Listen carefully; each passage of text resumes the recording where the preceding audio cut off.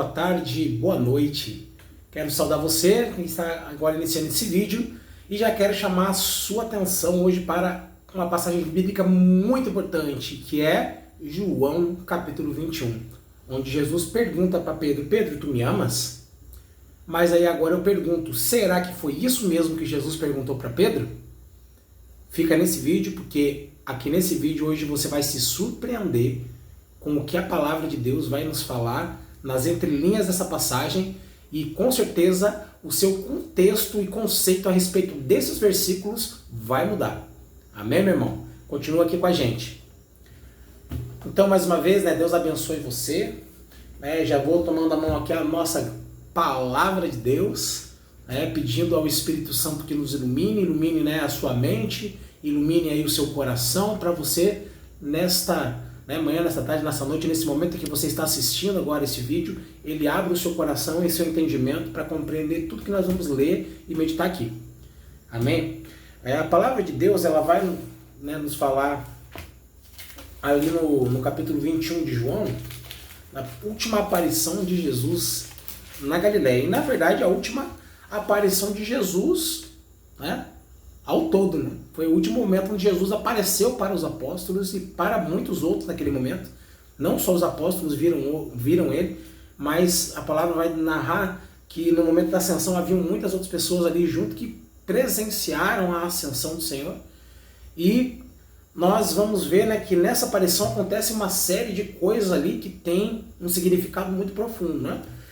Então a palavra vai nos dizer que estavam todos juntos os 11 apóstolos e Pedro, ele vai falar o que ali, no versículo 3, fala assim: vou pescar. E os outros apóstolos falam o quê? Nós também vamos contigo. Isso mostra o quê?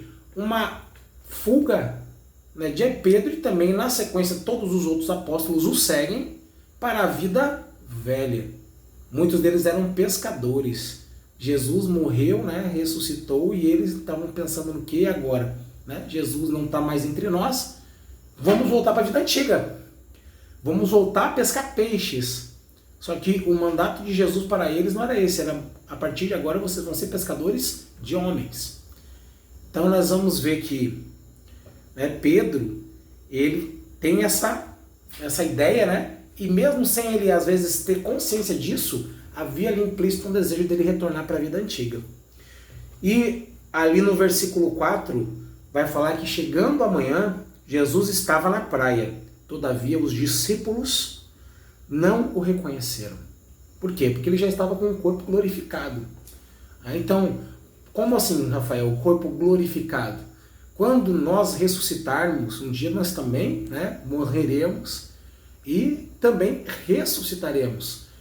E ressuscitaremos não com um corpo doente, com um corpo com dificuldades, como é o nosso corpo hoje na Terra. Se você tem alguma enfermidade, ou aquela pessoa que já está com a sua idade mais avançada, até o meu caso, já estou chegando nos 40 anos de idade, a gente não vai chegar com um corpo idoso, com um corpo velho na glória. A glória, todos serão jovens, todos terão um corpo vigoroso e um corpo glorioso, que não é nessa decadência carnal que a gente tem. Haverá matéria no nosso corpo? Haverá, porque é um corpo. A Bíblia deixa muito claro: ressuscitaremos dos mortos com um corpo, mas com um corpo glorificado. Então eles já não reconheciam Jesus, porque Jesus não estava na mesma forma visual do que ele estava no momento em que ele foi para a cruz. E ali ele vai falar para eles no versículo 6, lançai as redes, Ele fala assim, pergunta: vocês pescaram alguma coisa? Tem algo para comer? Eles disseram: não, trabalhamos a noite toda e não pegamos nada. Então Jesus no versículo 6 vai dizer: lançai as redes do lado direito e vocês encontrarão algo, pescarão. E eles fizeram isso e não conseguiam já puxar as redes da tamanha quantidade de peixes que havia naquela rede. Então João fala para Pedro, é o Senhor. Então eles já não tinham dúvida de que aquele que estava na praia era Jesus. E aí uma coisa muito importante: Pedro, que estava nu, nós vamos ver aqui no versículo 7, o discípulo que amava disse a Pedro: é o Senhor. E quando Simão Pedro ouviu dizer que era o Senhor, cingiu-se com a túnica, porque estava nu, e lançou-se às águas. Isso, meus irmãos, tem um significado muito profundo. Por quê? Porque isso nós vemos uma nova posição do homem em relação ao pecado. Pedro tinha feito o quê? Depois, né, que Jesus morreu e ressuscitou. Quis voltar para a vida velha, quis voltar a ser pescador de peixes. Mas ele estando nu, ele se veste e volta para Jesus, diferente de Adão. Porque Adão, vendo que estava nu, se envergonhou e se escondeu.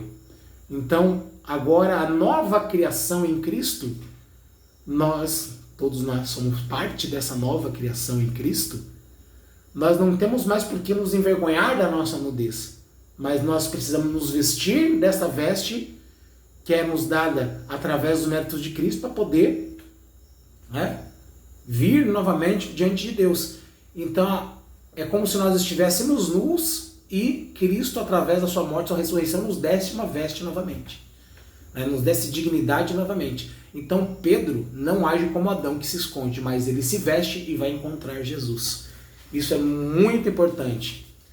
E nós, continuando ali, vamos ver que quando eles chegaram à praia, né, ali versículo 8, né, eles arrastaram as redes cheias de peixe, porque não estavam longe da terra, mas cerca de 200 côvados. Ao saltarem em terra, viram brasas preparadas com peixe sobre elas, e pão.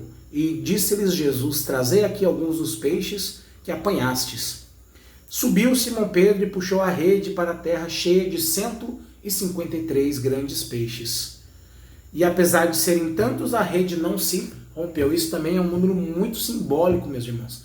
Porque 153 era, no tempo de Cristo, o número de nações, o número de países que existiam. Isso é uma comprovação histórico-científica. Quando levanta-se, no tempo de Cristo, quantos povos existiam, chegava-se ao número de 153. Hoje nós sabemos disso. No tempo os apóstolos não tinham como saber isso, mas hoje nós sabemos disso. E a rede não se rompeu, ou seja, a igreja de Cristo é aquela que é capaz de abraçar a todos os peixes, a todos os homens, sem exceção de nenhum. Então eles saltam da barca, arrastam os peixes, né, para a terra, e Jesus pede para que coloque-se alguns daqueles peixes na brasa. E eles vão, né, fazer a refeição deles ali, né, no versículo 12, vinde e comei. E nenhum discípulo ousou perguntar quem és tu, pois bem sabiam que era o Senhor. Versículo 13, Jesus aproximou-se, tomou o pão e lhes deu, e do mesmo modo o peixe. E esta já era a terceira vez que Jesus se manifestava aos discípulos após a sua ressurreição. Se nós formos um pouco adiante, nós vamos ver, né, que depois que eles comeram, versículo 15, ele vai perguntar, vai tomar, assim, né, ele vai tomar Simão Pedro à parte, e ele vai perguntar para Simão Pedro: Simão, filho de João, amas-me mais do que a estes? E ele responde: sim, Senhor, sabes que eu te amo. E ele vai perguntar 3 vezes isso. E aí é onde eu quero hoje, né, trazer para nós uma forma de enxergarmos além das linhas que nós estamos lendo aqui. Porque nós vemos Jesus perguntando 3 vezes para Pedro: amas-me? E Pedro respondendo para Jesus 3 vezes: o Senhor sabe que eu te amo. Eu te amo. Mas quando nós mudamos a língua e vamos para a palavra na sua origem, nós temos aqui, né, a Bíblia Vulgata, a Vulgata de São Jerônimo, e tem também aqui acesso ao grego antigo, né, a língua original na qual ela foi escrita, né, no qual o Evangelho segundo São João foi escrito. E nós vamos ver uma curiosidade muito importante. Para os gregos haviam 3 formas distintas de amor. Então, quando a gente fala amo para a nossa esposa, por exemplo, né, ou a mulher para seu esposo, é uma forma de amor, chamada amor eros. Quando o irmão ou o amigo fala para seu outro irmão, né, que ele ama, muito aquele amigo, aquele irmão, que é um amor fraternal, um amor familiar. Então ele vai falar amor filei. E esse amor é diferente daquele primeiro amor que nós falamos, que era do homem para a mulher e da mulher para o homem, que era o eros. E nós vamos ainda encontrar um terceiro tipo de amor. Nós vamos ver que os dois primeiros, eles estão intrinsecamente ligados a alguma condição de retribuição. Por exemplo, eu amo, né, a minha esposa e ela me ama, mas existe uma atração natural entre, né, aquele casal, para que eles se amem. Então, digamos, a forma de um estar com o outro sacia aquele desejo que ele tem de estar com aquele. Então isso é uma recompensa. Assim como o amigo, né? O amigo é meu amigo, eu sou amigo dele, há uma recompensa. Mas existe um terceiro tipo, uma terceira forma de amor, que é o amor ágape. E este amor, ele é um amor diferente desses dois primeiros, e ele é um amor que ele não exige recompensa alguma, ele, né, não tem uma razão de ser. Porque a gente fala assim, nossa, qual é a razão para amar? Quando a gente tem uma razão para amar, nós caímos nesses dois primeiros amores, filei ou filéu e o amor eros. Mas quando não há uma razão lógica para se amar, nós caímos no terceiro tipo de amor, que é o amor ágape. E esse amor ágape, ele dá a vida pelo objeto ou pela pessoa amada. Então o amor ágape é aquele que dá a vida. E nós, voltando aqui para o texto, né? Capítulo 21, versículo 15 em diante, Jesus vai perguntar para Simão, né? Simon hoios Jonas, agapas-me. Simão, filho de Jonas, amas-me com amor ágape? A palavra em português, ela vai tentar incrementar algo para tentar trazer. Amas-me mais que a estes, mas isso ainda não é o amor ágape. Ela tenta traduzir próximo do amor ágape, mas não consegue. A Bíblia Vulgata, que está, né, no latim vulgar, no latim coloquial, que as pessoas falavam no tempo de São Jerônimo, era o latim falado pelas pessoas, por isso que a Vulgata, que é o latim vulgar, ela vai falar de leges, que é aquele amor de predileção. É aquele amor que diferencia um de outro da forma que eu amo em primeiro lugar a este, né? Amor de predileção.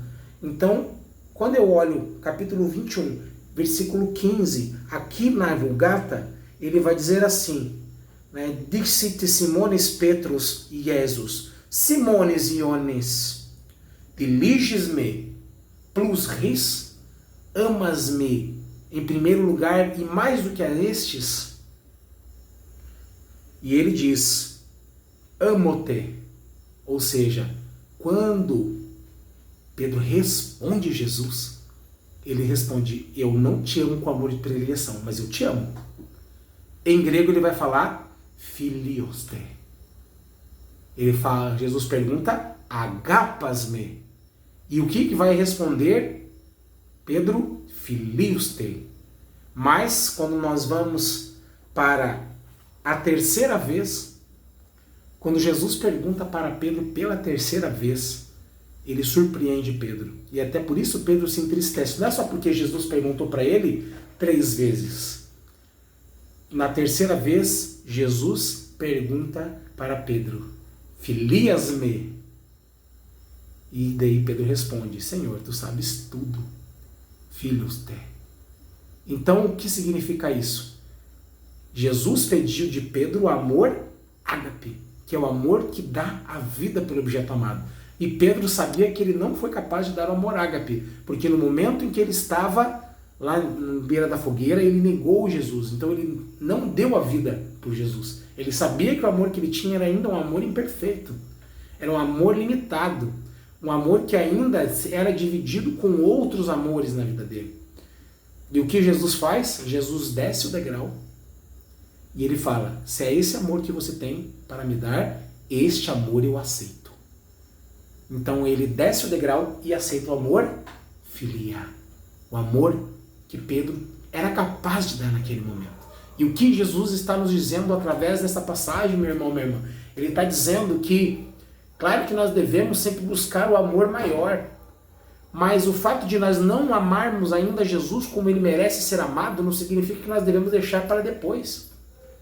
Jesus, ele vai aceitar o seu amor por ele do jeito que você hoje pode oferecer.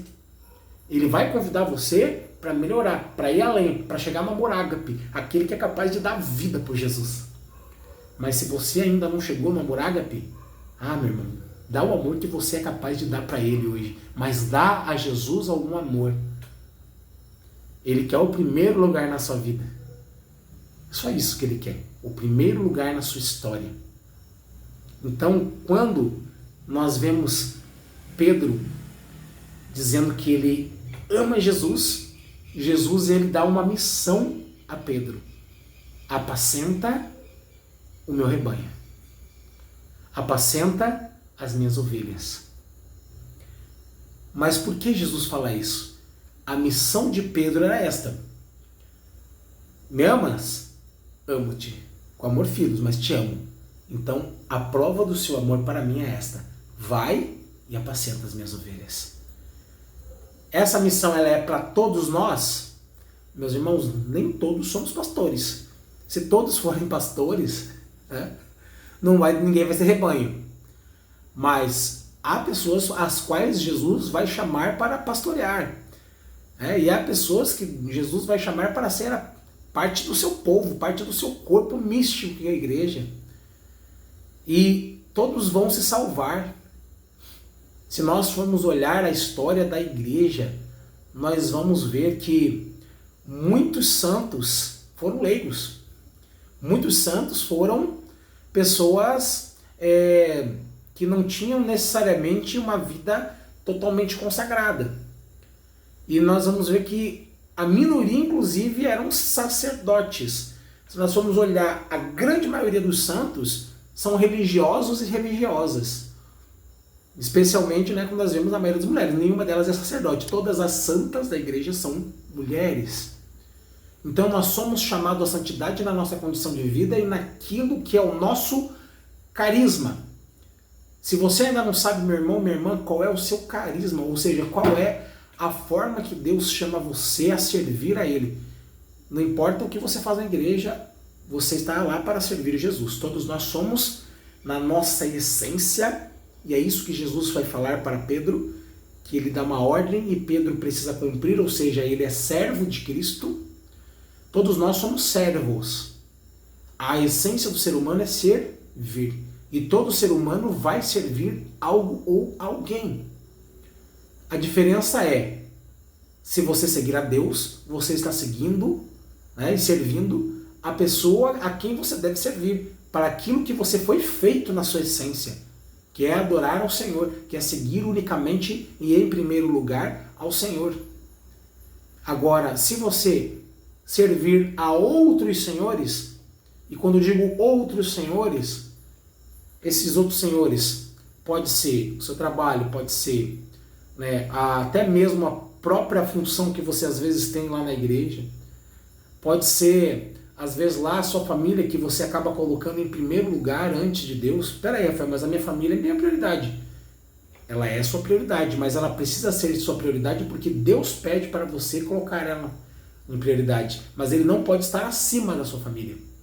Deus na minha vida, eu amo a minha esposa de todo o meu coração, amo a minha filha de todo o meu coração, minha mãe, eu amo toda a minha família, mas em nenhum momento eu coloco Deus antes delas. Deus está em primeiro lugar e eu as amo porque tenho Deus em primeiro lugar. Porque creio em Deus e adoro a Deus e Ele me manda amar minha família, eu amo. Essa é a sequência que Santo Tomás de Aquino vai nos falar na hierarquia dos amores. Nós amamos sempre em primeiro lugar ao Senhor. Em segundo lugar, a nossa família, a nossa nação. A minha esposa, ela vem antes da minha filha. E antes dos meus pais agora, porque é a minha família agora. A pessoa que é uma só carne comigo agora é minha esposa. Então, existe uma hierarquia dos amores. E tudo isso é uma forma de servir a Deus, de cumprir aquilo que o Senhor nos pede. E o que nós vemos também, meus irmãos, já para nós irmos fechando esse assunto. Quando Pedro recebe essa missão, ainda com bastante medo, bastante receio, né? E Jesus profetiza sobre o fim da vida de Pedro, né? E ele fala que quando ele era moço ele se cingia e ia para onde queria, mas quando ele for mais velho, alguém cingirá e levará para ele para onde ele não quer ser levado, né? Então ele falava do tipo de morte que Pedro iria passar, ele iria ser preso, né? No tempo, na linha do tempo bíblica, né? Nesse tempo que Pedro não sabe, mas ele vai lá adiante ser preso, né? E vai ficar preso durante muito tempo em Roma, e em Roma ele será martirizado, né? Então, ó, lá ele vai ser crucificado de ponta cabeça, porque não se achou digno de ser crucificado da mesma forma como Cristo. Então, em zombaria, os romanos o crucificaram de ponta cabeça. E nós vemos que logo após essa aparição de Jesus, né, ele vai ascender aos céus, ele vai se elevar da terra. E alguns dias depois, né, aproximadamente 40 dias, Jesus caminhou sobre a terra e ele ascendeu aos céus. E 10 dias depois, Jesus envia lá dos céus o Espírito Santo, né? Jesus e Deus Pai, né? Que o Espírito Santo ele procede do Pai e do Filho. Isso é dogma, né? Dogma da igreja. E nós vamos ver que em Pentecostes, Pedro é aquele que vai, né, ter audácia, coragem para levantar-se e proclamar para todas as nações. Meus irmãos, se nós olharmos as nações que estavam lá em Jerusalém, não está todas as tribos, né, todos os países, mas ali em Atos dos Apóstolos, capítulo 2, ali do versículo 16 em diante, nós vamos ver que todas as línguas existentes estão contempladas ali. Naquele tempo, todas as línguas existentes naquele tempo estão contempladas ali naquela passagem. Então, todos ouviam Pedro pregar na sua própria língua e muitos se converteram. A palavra vai falar em 3.000 conversões.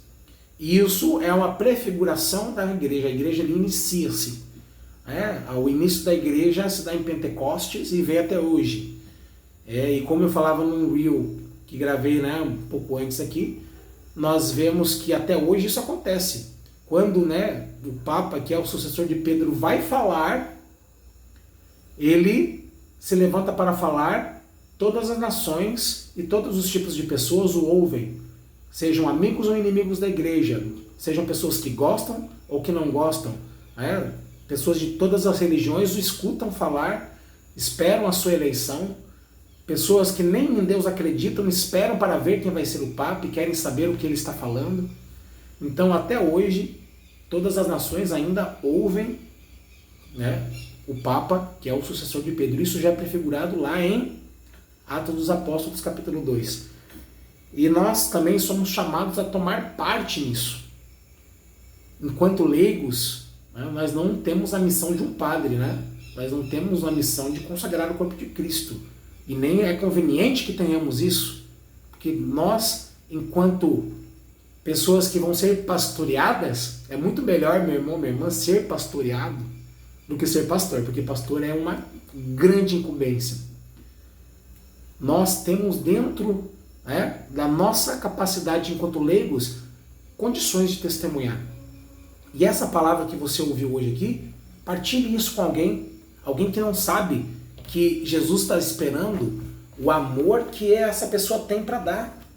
Às vezes tem alguém lá no seu trabalho, na sua escola, faculdade, não sei aonde, né? Você convive, você que está me ouvindo, na sua vizinhança, alguém que ainda não entrega a vida a Jesus porque acha que não tem o suficiente para entregar para Jesus.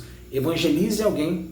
Aí eu convido também, nesse mesmo ímpeto de evangelizar, né? Se você ainda não segue esse canal, curta, siga esse canal, né? Curta esse vídeo e nos ajude a chegar também a mais e mais irmãos e irmãs aí, né, que vão gostar de ouvir palavras, né, ensinamentos que a igreja nos dá. O ensinamento não é meu, Rafael, não sou eu que dou, né?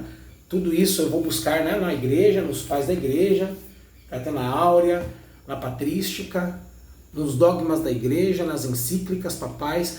Tudo isso que eu venho trazer aqui, eu sempre vou buscar, sempre na doutrina, na sã doutrina da igreja. Então eu sou apenas esse repetidor de toda essa doutrina. Amém?